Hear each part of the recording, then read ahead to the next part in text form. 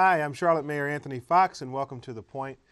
This week we have a wonderful guest, Shannon, who is Executive Director of the Sustain Charlotte group. It's a nonprofit in this community that's promoting sustainability in Charlotte. Shannon, welcome. Thank you. It's great to have you here today. Tell me a little bit about Sustain Charlotte. What's it about? Sure.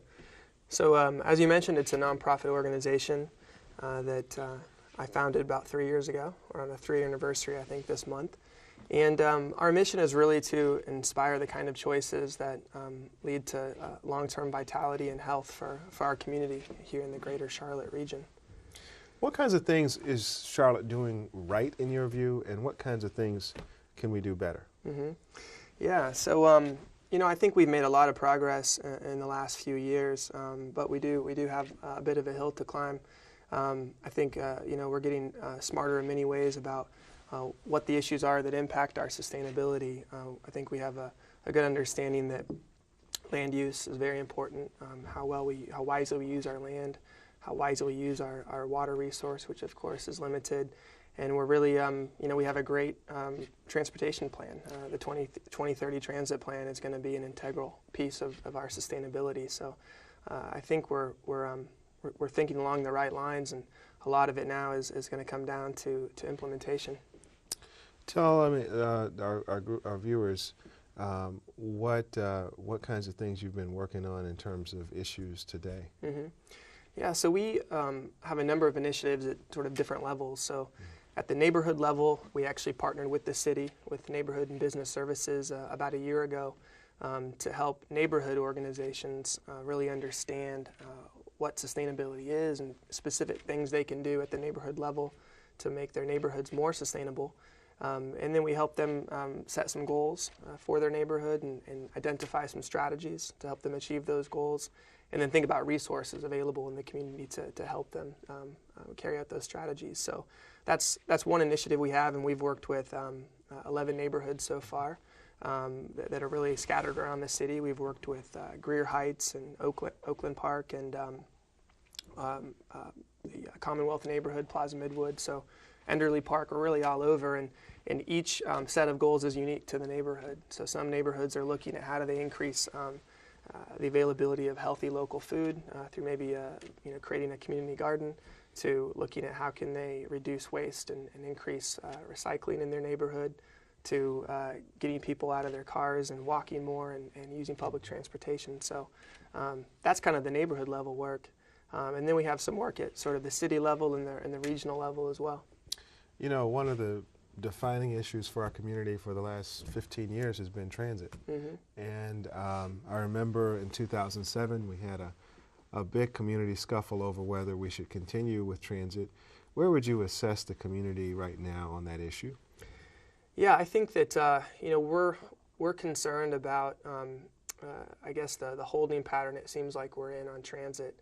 As I mentioned before, we have a great transit plan that really from a sustainability standpoint is one of the most important plans we need to execute. You know, the big challenge that we face is this influx of population and continued population growth, which means more people. And if we're not careful, a lot more cars on the road, which of course leads to congestion and lost productivity and lost time and so on and so forth. So you know, I think we really need to figure out how we move forward on all elements of that transit plan. How do we move forward on building the red line, on building the streetcar? You know, the Blue Line extension announcement this past year was a great success story, perhaps in my view one of the greatest success stories to come out of not just Charlotte but North Carolina.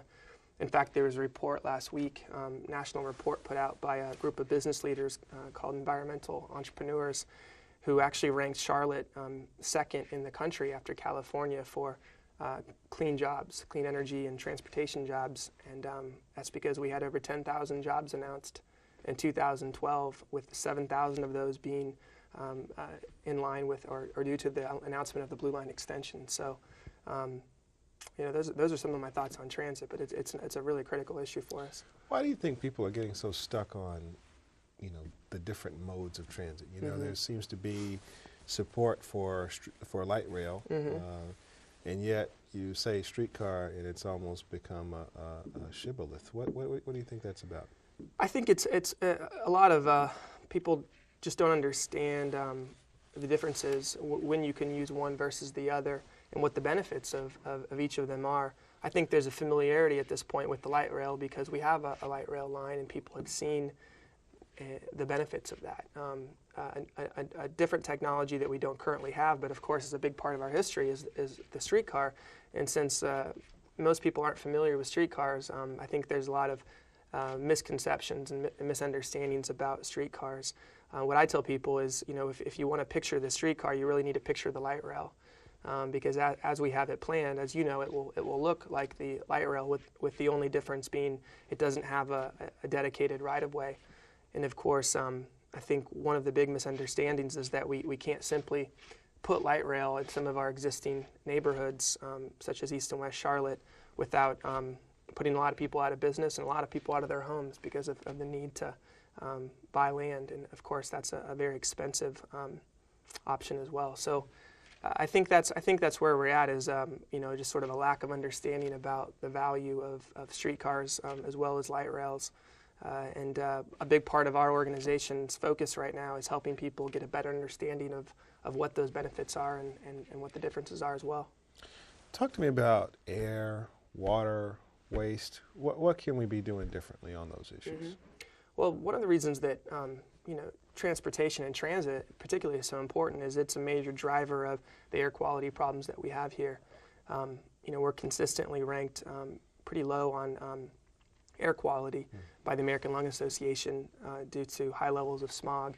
And part of that is our geography, but a big part of it is that we're driving further and further distances every year as a community.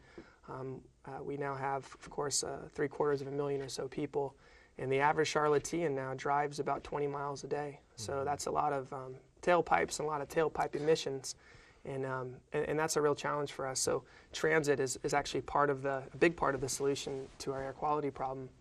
From a water perspective, it's fairly simple. I like to use the analogy of a cup of water. If you have one straw in the water, it's going to last a lot longer than when you have 10 straws in that cup. And of course, our water resource is limited in terms of supply and quantity. But every year we're adding more and more straws, and so we're starting to deplete that. And some studies that have been done show that if we don't use our resource more efficiently, we will not have enough drinking water by 2040 here in Charlotte. So that's a really a growing challenge for us that we're going to have to figure out. So what does that mean to use it more efficiently? Does it mean using less? Does it mean different mechanisms to distribute water? What can we do to solve that problem? I think as a society in general, we're very wasteful when it comes to water. The very simple fact that we use drinkable water to flush our toilets, I think, is telling of just how wasteful we are. So I think one of the things in energy, it's much the same way. There's so much that can be done to use the resource more efficiently. We could start building homes and buildings that would actually use what's called gray water, or collecting rainwater to do things like flush toilets, and using we see a growing number of buildings in Charlotte who are using the rainwater to water the landscaping as well, not using drinking water for that. So a lot of it is just sort of getting back to using the resource that is falling all around us every time it rains, and using that to meet some of our water needs. But of course, there's other ways of conserving, just in terms of choices we're making every day. Taking maybe slightly shorter showers, or running full loads in the washing machine. Very simple things that don't require any investment, just require a little bit of a mind shift in terms of how we use water. How would you rate the average Charlottean in terms of how aware people are of these issues, and how much people are changing their behaviors? I think, compared to a lot of cities our size, awareness is pretty low here. I've lived in a number of other cities, and I've been in Charlotte now about 6 years. And one of the things that struck me very quickly was just how low that level of awareness was here. And that was part of the impetus for creating this organization, was to grow that awareness. But I do think the awareness is growing, but it is relatively low compared to our peer cities, and that is, I think, fundamental to us being able to make progress in this area is kind of reaching that critical mass of citizens who are aware enough to start making those changes in their daily choices. As we say in my world, we have a lot of opportunity. Mm-hmm. Absolutely, absolutely. That is the right way to look at this issue. What else does Sustain Charlotte have as a focus? Have we covered all of that? Well, we're involved in a very exciting, I think, exciting regional project right now called Connect Our Future. And this project really grew out of a recognition that Charlotte was one of the fastest growing regions in the country that still did not have a plan for how we're going to accommodate future growth. So our growth has been, I don't want to say unplanned in the past, but not planned as well as it could have been, and that's had a lot of unnecessary negative impacts. And so our region has received a fairly large grant a couple of years ago now, and it's really looking at the region from the 14 counties perspective, 10 in North Carolina, 4 in South Carolina, coming together, engaging citizens in these counties, and really thinking about what are the things about our communities that we want to preserve and maintain despite this population growth. How do we avoid the negative aspects of growth, and how do we ensure there's enough jobs for everyone that's going to be coming to this area? And so our role in that is helping engage the public and specifically youth. So we're traveling all over the 14 counties right now and meeting with groups of youth and teaching them about this project and asking them questions about what's important to them and what's important to them when they think about their future. So, well, if your experience is anything like mine at home, young people are much more aware of these issues than some of us absolutely. older folks. It's really enjoyable to meet with and talk with young people because they just get it, and there's no arm twisting required. It's almost second nature to many of them, and that's the really good news. That's the really good news that the generation that's coming up. We talked about the awareness, and I think if we were to compare the awareness of, the adults to the awareness of our young people, they're light years ahead of us, and so they just need to grow up quicker. Shannon Benz, thanks so much for joining us. Sustain Charlotte, a great organization in our city, and we look forward to hearing more from you. Yeah, let me add one thing. If people want to learn more about this and get involved, to please visit our website, which is simply sustaincharlotte.org. We have a lot more information there and a big button that says get involved. We'd love to get folks involved. Fantastic. Shannon Benz, Executive Director of Sustain Charlotte, thank you for joining us at The Point.